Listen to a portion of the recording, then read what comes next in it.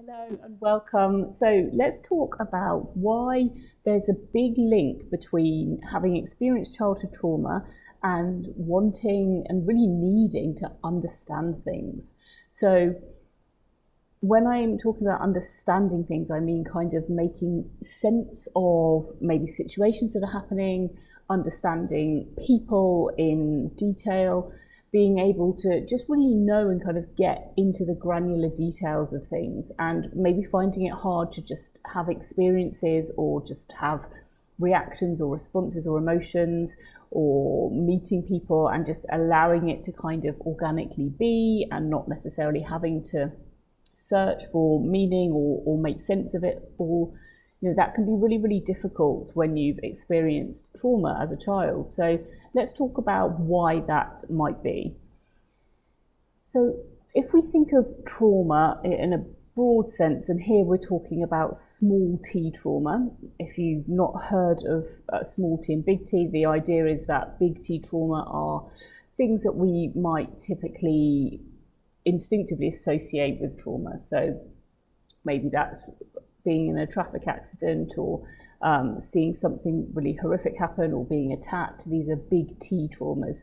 But then small t trauma is childhood trauma. It's kind of small moments happening many, many times over in which you didn't feel safe, an absence of safety. And when we're thinking about the needs of a child, this can also mean not feeling seen, and by seen, I mean somebody not really being able to see and recognize and take your inner world seriously. That's what we mean when we're not seen. Feeling disconnected, feeling untethered to your parent or parents. So this is this kind of small t trauma. And what this tends to do is just create this generally rocky foundation in which we're navigating life as a child, right? Everything just feels a bit unstable, ungrounded, unclear.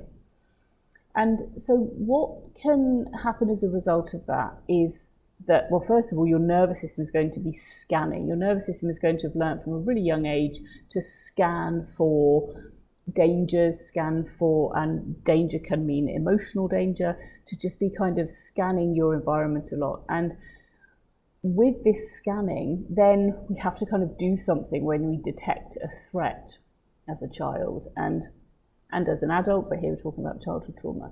And so we have to kind of do something when we detect a threat, when we feel that lack of safety, lack of groundedness and connection.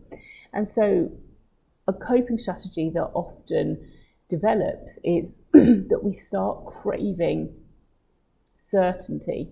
We start looking for clarity, and we want to understand what is happening around us. We want that certainty because it feels like we're never stood on solid ground when we have emotionally immature parents, or when we're just in an environment that is not emotionally healthy and safe.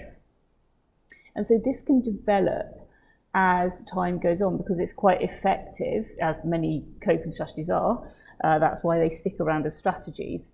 This can be really effective to help you as a child to feel more connected and more safe. But then as time goes on, as an adult, you can become just really dependent on understanding everything.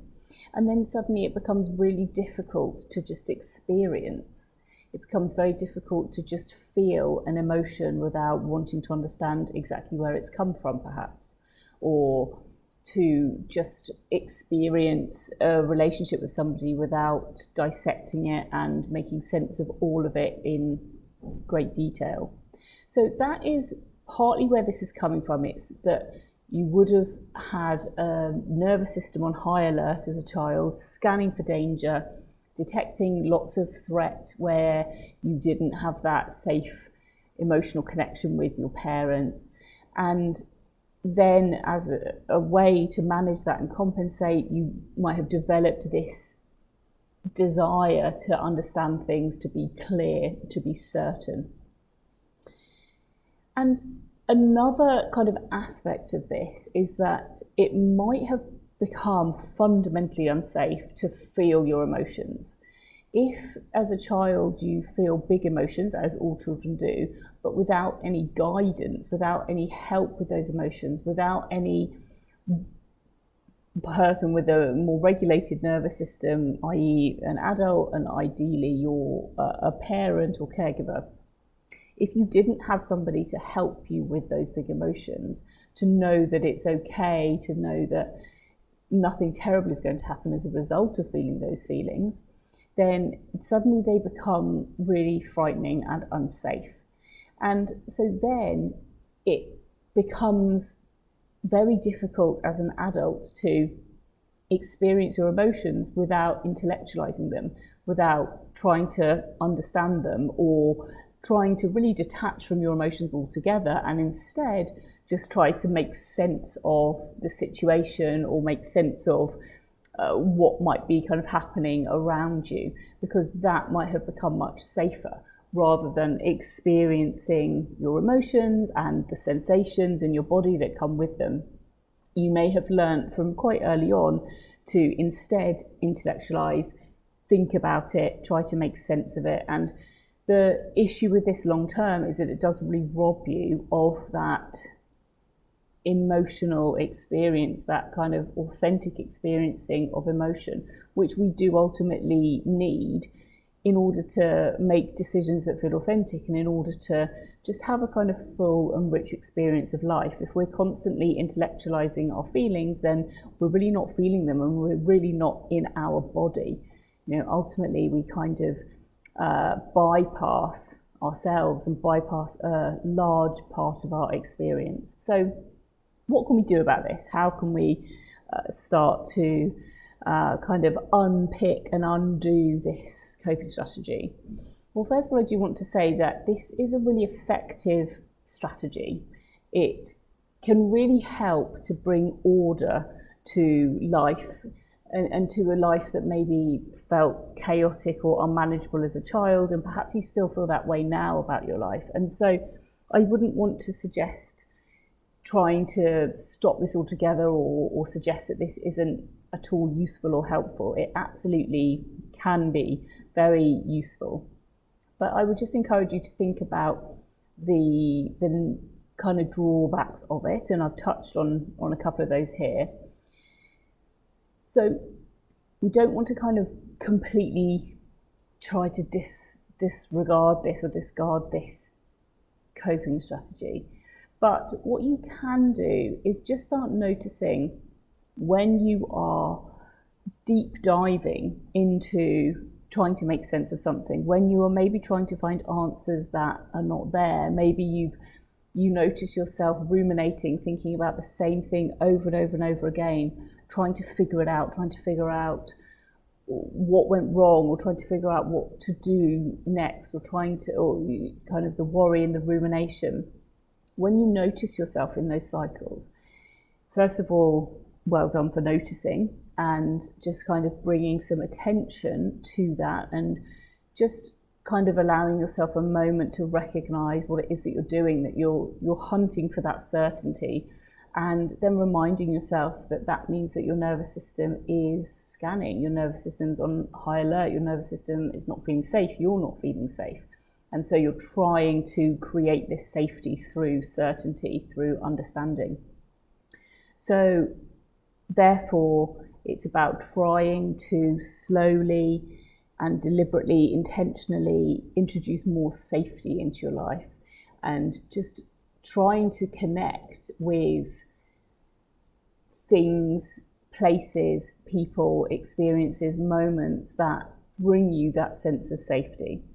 Now, this is a big topic in itself. Here we're talking about kind of the nervous system, and I've got a course all about the nervous system, and it's really about how to live a nervous system friendly life, because that is ultimately what we need to be doing. There's all sorts of techniques out there which are useful to a certain extent, but I think it needs to be something that is sustainable and realistic.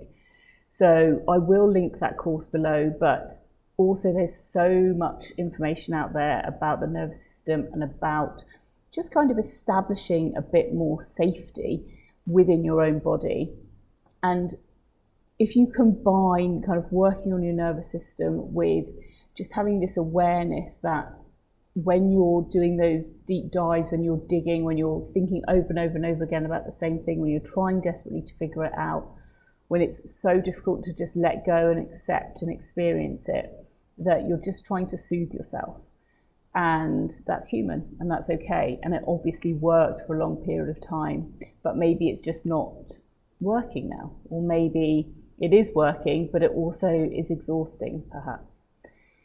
So I hope that that has been somewhat helpful. As I say, I'll link that course below this video, and I'll touch on this again in the future. If this has been helpful for you, just thinking about this kind of intellectualizing of experiences and emotions, if that's helpful for you, then just drop a comment below and I'll do more of a deep dive into it for you.